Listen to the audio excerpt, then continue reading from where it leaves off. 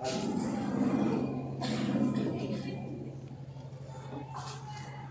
तो good afternoon बच्चों। हमारा सौभाग्य है हमारे बीच में शिक्षक संघ में कॉलेजों में नई स्फूर्ति लाने के लिए, बच्चों को मोटिवेशन देने के लिए हमारे बीच में आए हैं हमारे भाई कुलदीप मलिक जी। आप अपने पूरे होशो हवास में अपने पूरे मन से भाई कुलदीप मलिक की बात सुने और अपने जीवन में कोई बदलाव लाए। मैं डॉक्टर कुलदीप मलिक से निवेदन करूंगा, आइए लीजिए सर। बहुत बहुत धन्यवाद आदरणीय भाई साहब, धन्यवाद बेटा। इस संस्थान में आदरणीय भाई साहब, सभी शिक्षिका बहनें और मेरी प्यारी बच्चियों, बेटा मेरा नाम डॉक्टर कुलदीप मलिक है। मैं यहीं का ही रहने वाला, वैसे तो मेरा गांव मुजफ्फरनगर जिले में है, कोरोला महाजन। शामली से मैं पढ़ा, राष्ट्रीय किसान इंटर कॉलेज से मैं 9 से लेकर 12 की पढ़ाई करी। शामली के अंदर दयानंद नगर में हमारा मकान हुआ करता था। मेरे मम्मी पिताजी शिक्षक थे। बच्चों में भी कभी आपकी तरीके से पढ़ता था। पढ़ने के बाद मेरे बच्चों मैं शिक्षक ही बन गया। वर्तमान में ग्रेटर नोएडा के अंदर ITS इंजीनियरिंग कॉलेज में मैं प्रोफेसर हूँ कंप्यूटर विभाग के अंदर। मेरी धर्मपत्नी का नाम डॉक्टर प्रियंका मलिक है, वो भी अमेठी यूनिवर्सिटी के अंदर प्रोफेसर है। और मेरे बच्चों हम प्रोफेसर है, बात यही खत्म नहीं होती। हम दोनों हस्बैंड वाइफ पूरा परिवार इस देश में 4 मुद्दों को लेकर काम करता है। इस देश में कुछ समस्याएं है, उन समस्याओं को समझना और उनके ऊपर काम करना, ये हर नागरिक का दायित्व है बेटा। और खास तौर से आप ये भी सोच रहे होंगे भाई देश की समस्या है तो देश की समस्या का समाधान हम कैसे देंगे, ये तो नेताओं का काम है और दूसरे लोगों का काम है।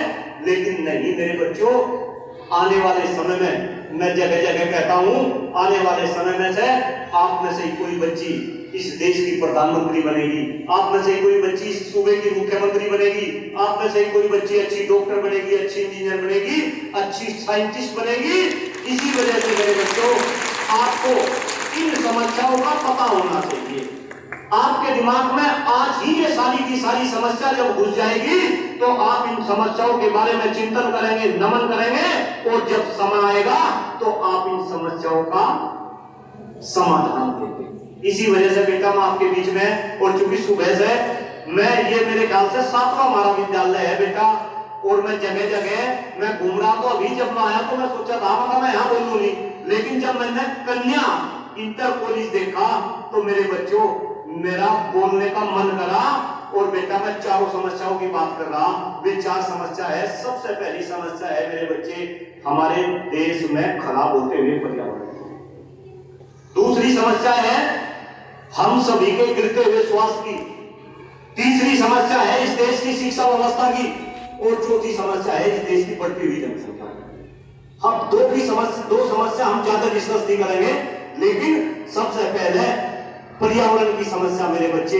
आज मैं आपको बताऊं, मैं अलग अलग मंचों पर आज जितनी भी बच्चियां यहाँ पे, चूंकि 9 से लेकर 12 तक की बच्ची बैठी, सारी बच्ची सोशल मीडिया पे भी होंगी, सोशल मीडिया को यूज करती होंगी मेरे बच्चे। गूगल बाबा को सब बच्ची यूज करती होंगी। आज के बाद अगर आप गूगल बाबा पे मेरा नाम सर्च करके देखेंगे सब कुछ पता चल जाएगा। अलग अलग मंचों से मैं इस बात को कहता हूं कि आज हमारे देश में सांस लेने के लिए हवा नहीं बची, पीने के लिए पानी नहीं बचा, खाने के लिए खाद्यान्न नहीं बचा। जल, जंगल और जमीन हमारे देश की बर्बाद होती जा रही। और मेरे बच्चों आप तो इतनी अच्छी प्यारी बच्ची, इतना अच्छा संस्थान में तो भाई साहब कोई बोल रहा था, इतना मन प्रसन्न हुआ, इतनी पॉजिटिविटी मिली। अरे बड़े बड़े शहरों में तो बड़े बड़े लोग स्कूल खोलकर चलाते हैं। कोई ग्रामीण क्षेत्र में जो ये स्कूल चल रहे, कोई यहाँ आके भी देखे तो उनको अलग प्रेरणा मिलेगी ऐसे विद्यालयों से। मेरे बच्चे बेटा हमारे शरीर के लिए सबसे महत्वपूर्ण क्या है? कोई बच्ची बताएगी शरीर के लिए सबसे महत्वपूर्ण? स्वास्थ्य के लिए भी सबसे महत्वपूर्ण श्वास है ना, यानी कि ऑक्सीजन, यानी कि हवा। एम आई राइट? शरीर के लिए सबसे महत्वपूर्ण क्या? हवा। इसके बाद जल, हवा, पानी। इसके बाद दूसरे खाद्य पदार्थ है। फ्री हो जाओ, सारी बच्ची 10 मिनट बात करेंगे बिल्कुल रिलैक्स। तो सबसे महत्वपूर्ण शरीर के लिए हवा, इसके बाद जल, इसके बाद दूसरे खाद्य पदार्थ। अगर मैं खाना ना खाऊं 8-10 दिन काम चल जाएगा? चल जाएगा, मैं जिंदा रहूंगा। मैं पानी ना पीऊं 1 दिन, मैं जिंदा रहूंगा। लेकिन हवा अगर 2 मिनट ना लूं तो जिंदा नहीं रह पाऊंगा ना। तो मोस्ट इंपोर्टेंट हुई हवा, फिर पानी और फिर दूसरे खाद्य पदार्थ। और मेरे बच्चों, मुझे कहते हुए बड़ी शर्मिंदगी फील हो रही कि आज जिस देश में रहना हम गर्वान्वित फील करते हैं, हम बोलते हैं ना मेरा देश महान, उस देश की हवा पूरे विश्व में सबसे ज्यादा प्रदूषित है, सबसे ज्यादा खराब हवा पूरे विश्व में। बेटा, मैं कई बार मुझे बाहर भी जाने का सौभाग्य मिलता है और मैंने तो एमसीए किया 2001 में, कुछ बच्चों को पता होगा कंप्यूटर। मेरे तो जानने वाले सारे विदेश में हैं। जब मेरे जानने वाले दोस्त हिंदुस्तान में आते हैं, 44 का हमारा बैच था, 42 मेरे साथ के हिंदुस्तान के बाहर है, तो हम हिंदुस्तान में हैं। जब वे 42 में से कोई भी आता है तो वो फोन करता है कि कुलदीप भाई, हिंदुस्तान में AQI कितना चल रहा है? हिंदुस्तान में AQI बोले तो कोई भी बच्ची, एयर क्वालिटी इंडेक्स, ये बेटा हवा की शुद्धता को जांचने का एक पैमाना है, एक जरिया है। आज के बाद में देखना, आप पेपर पढ़ोगे वहां भी आपको AQI लिखा मिलेगा। वो AQI हमेशा, जैसा हमारी बॉडी का टेम्परेचर होता है ना, टेम्परेचर किससे लेते हैं? थर्मामीटर से। तो ऐसे ही हवा की शुद्धता नापने के लिए क्या जरिया? AQI, एयर क्वालिटी इंडेक्स, वो हमेशा 50 से नीचे रहना चाहिए बेटा। कितना रहना चाहिए? 50 से नीचे। लेकिन दुर्भाग्य है हमारा, दुर्भाग्य है आपका कि वो हिंदुस्तान में कभी भी 50 से नीचे नहीं रहता। कई बार तो मेरे बच्चे, जब दिवाली का सीजन आता है नवंबर, दिसंबर, जनवरी, फरवरी में, ये 400 के पार चला जाता है। और दिल्ली एनसीआर सहित अब तो ये पश्चिम उत्तर प्रदेश में भी बीमारी फैल गई, यहाँ सांस लेना दूभर हो जाता है। तो जब विदेश से बच्चे हुए दोस्त आते हैं तो वे पूछते हैं कि भाई कुलदीप भाई, AQI कितना चल रहा?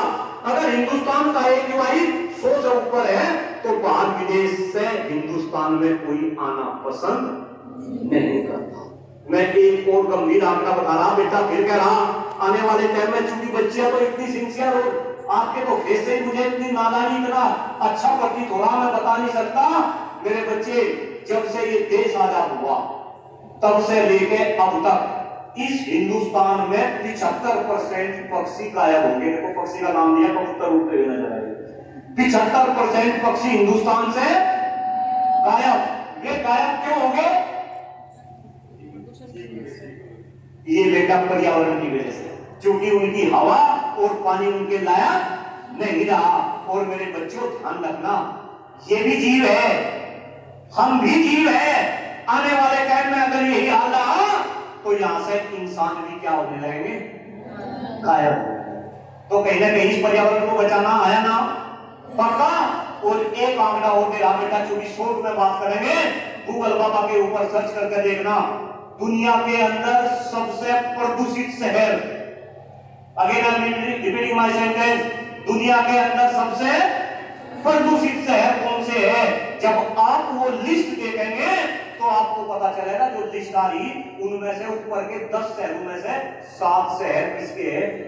इंडिया के है बेटा, हिंदुस्तान के। आप सर्च करके देखना, दुनिया के अंदर जितने देश है, सबसे प्रदूषित राजधानी किस देश की है? आपको पता चलेगा वो हमारे देश की राजधानी नहीं, दिल्ली है। तो बेटा, शर्म की बात है या नहीं है? हमें पर्यावरण को ठीक करना पड़ेगा, नहीं करना पड़ेगा? और हमें पर्यावरण के लिए हकीकत में काम करना पड़ेगा। मेरे बच्चों, अभी परसों हमने पर्यावरण के लिए पौधे लगाए। पूरे यूपी के अंदर आपने देखा होगा कितने पौधे लगे? 36 करोड़ 51 लाख। कितने पौधे लगे? 36 करोड़ 51 लाख। लेकिन दुर्भाग्य है कि वे पौधे लग जाते हैं और वे पौधे पनपते नहीं मेरे बच्चे। और पौधे भी हम कैसे लगाने लगे? हम पौधे भी अब नकली लगाने लगे। डॉक्टर कुलदीप मलिक असली पौधे लगाने की बात करता है मेरे बच्चों। असली पौधे हैं कौन कौन से, कौन बच्ची बताएगी? सबसे बढ़िया पौधे नीम, बरगद, पीपल। और नीम, बरगद, पीपल में भी सबसे अच्छा कौन सा? पीपल। उसके बाद बरगद और उसके बाद नीम। और बेटा मुझे तो बचपन में ध्यान है, भाई साहब को भी पता होगा, हर गांव के अंदर हमें बरगद नीम पीपल के, जब हम आप जैसे थे बरगद नीम पीपल तो वो नीम तो हर उसमें घर घर में नीम थे, लेकिन अब धीरे धीरे सब क्या हो गए बेटा? खत्म हो गए। बरगद तो देखने को नहीं मिलता, पीपल भी देखने को नहीं मिलता।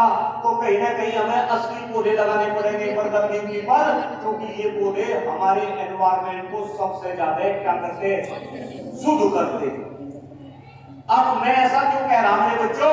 क्योंकि मैं आपके सामने खड़ा एक ऐसा इंसान जो इस काम को कर रहा बेटा। आप में से कई सारी बच्ची आने वाले टाइम में ग्रेटर नोएडा में जाएंगी, क्योंकि ग्रेटर